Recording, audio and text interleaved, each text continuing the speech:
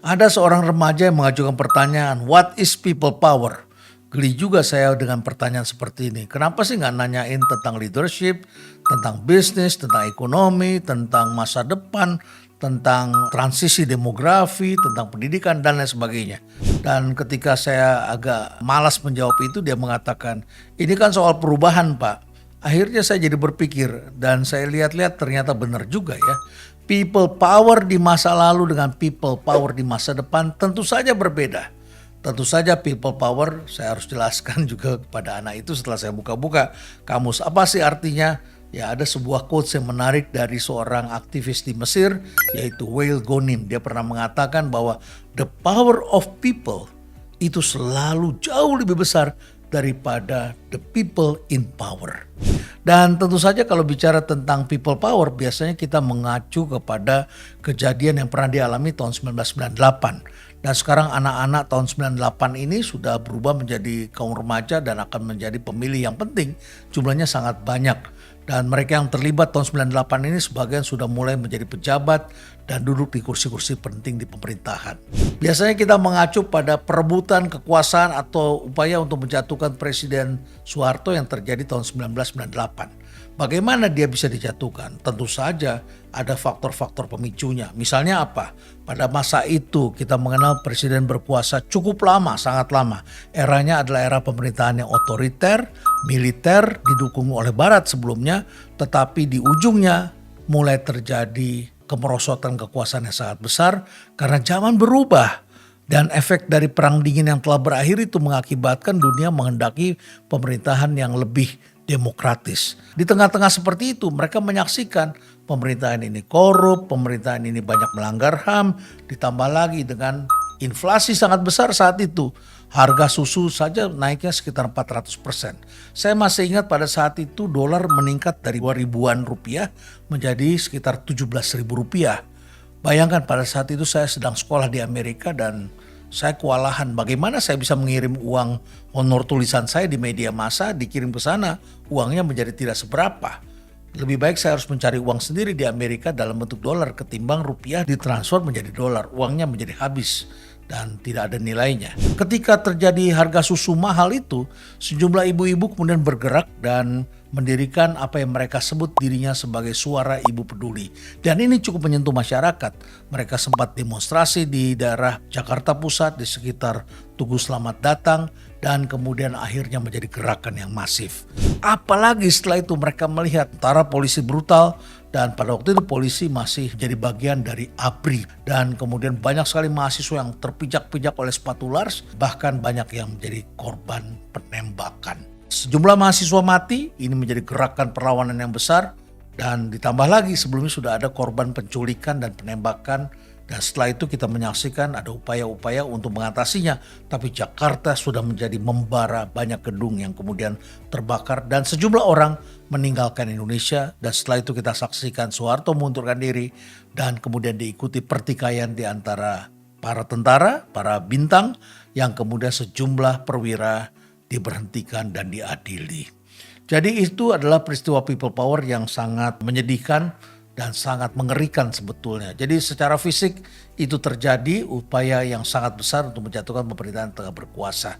Tapi untunglah setelah itu kita menghadapi pemerintahan baru yaitu pemerintahan yang jauh lebih demokratis. Kita kemudian juga mengacu pada apa yang terjadi di Filipina pada tahun 1983 ketika Aquino atau Ninoy Aquino mati tertembak, tokoh gerakan oposisi yang calon presiden, dan kemudian akhirnya pemerintahan Ferdinand Marcos yang memiliki ciri-ciri yang mirip dengan apa yang terjadi di Indonesia kemudian juga jatuh dan setelah itu terjadi pemilihan umum.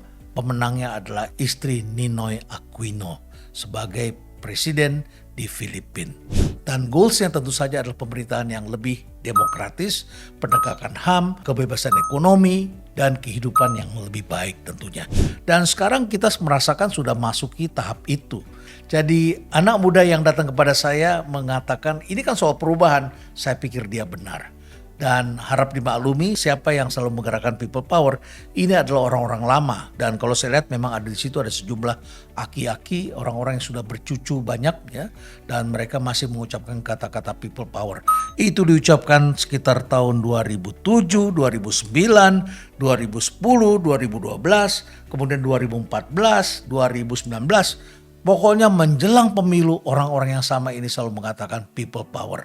Naiknya Presiden Jokowi juga karena didukung oleh masyarakat yang begitu kuat dikatakan juga sebagai people power. Tetapi people power setelah kita menghadapi dunia maya, dunia internet berubah. Kita melihatnya bukan lagi sebagai hard power tetapi menjadi soft power. Jujur aja deh, kita semua tuh lebih takut pada BTS Army ketimbang pada US Army atau China Army. Saya sih lebih takut terus terang. Oleh karena itu jaga mulutmu, jangan sembarangan, bisa hilang kita dari dunia maya ini. Dan bagi Anda yang tidak mengerti, terutama orang-orang lama ini, saya sarankan Anda membaca bukunya Mary Aiken yang berjudul Cyber Effect Psychology. Karena psikologi juga berubah karena kita sudah hidup dalam dunia maya. Yuk kita lihat contoh-contohnya. Siapa saja yang telah menggunakan cara-cara menggunakan soft power. Ini antara lain para ahli melihat apa yang terjadi di dunia internasional ketika Alyssa Milano, seorang selebritis, melakukan tweet di sosial media dan mengatakan bahwa dia pernah mengalami pelecehan seksual yang dilakukan oleh produser yaitu Harvey Weinstein. Dan dia mengatakan kalau kamu pernah mengalami hal seperti ini, tolong lakukan yang sama dan gunakan hashtag #MeToo. Akhirnya selebriti yang lain juga ikut. Kemudian timbul gerakan-gerakan di berbagai negara.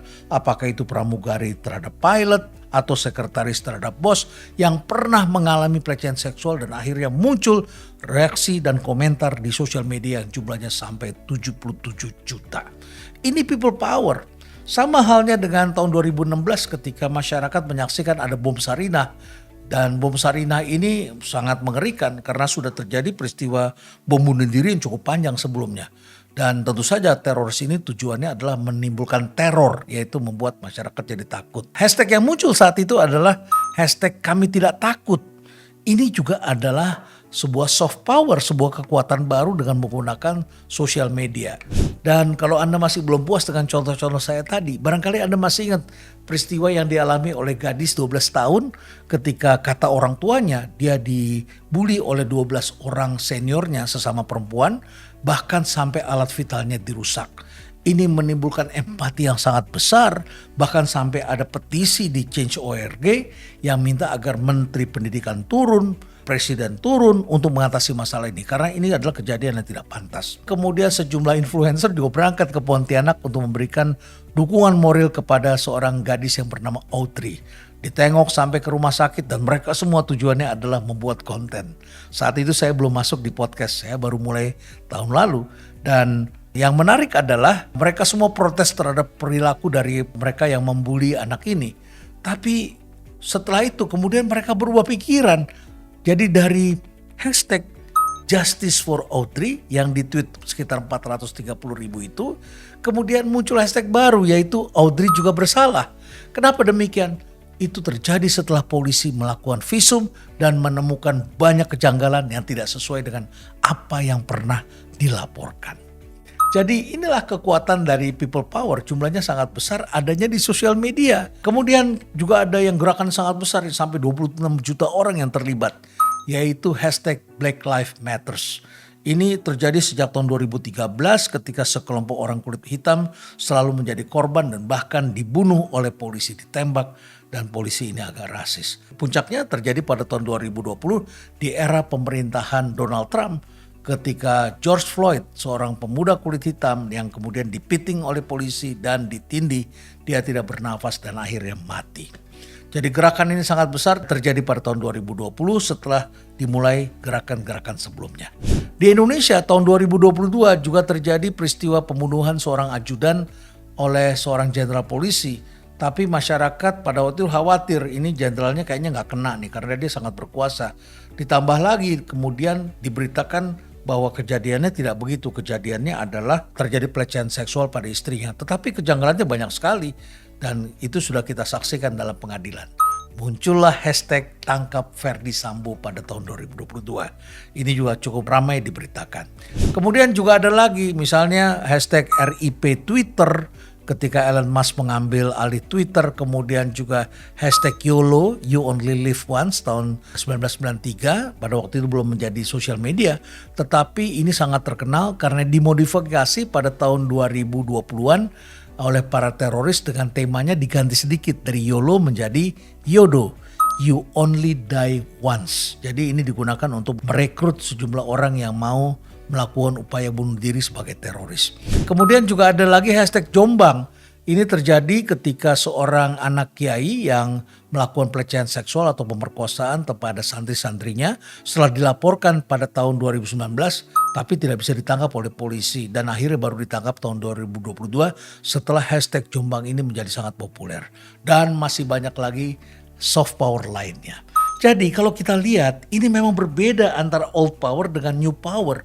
Jadi tidak mengherankan yang sekarang bicara tentang people power ini orang-orang yang sama dan orang-orang lama yang agak jadul. Saya sarankan deh Anda baca benar-benar bukunya Mary Aiken, Cyber Effect Psychology. Karena sekarang masyarakat sudah hidup dalam dunia baru. Jadi sekali lagi terdapat perbedaan antara soft power dengan hard power, antara old power dan new power. Dan akhirnya saya bisa katakan yang memisahkan antara old power dengan new power ini adalah disrupsi karena kita telah hidup dalam dunia digital. Dan akhirnya saya ingin menutup dengan apa yang dikatakan oleh seorang neuroscientist terkenal, Marianne Diamond. Dia pernah mengatakan, if you always do what you did, you will always get what you got. Jadi kalau Anda selalu melakukan hal yang seperti ini yang dipikirkan benar, maka Anda akan selalu mendapatkan hasil yang seperti yang Anda dapatkan di masa lalu. Dan hasilnya adalah bukan people power, tetapi ancaman tentang people power. Karena people power juga telah terdisrupsi. Mari kita hidup dalam dunia baru dengan kehidupan yang lebih damai. Dan tentu saja perubahan akan terjadi ketika kita menginginkan kehidupan yang lebih baik dengan cara-cara yang lebih baik. Karena dunia terus berubah dan kebaikan itu terutama adalah pada aspek lingkungan yang perlu menjadi perhatian kita ketika suhu bumi sudah meningkat 1,5 derajat Celcius. Stay relevant.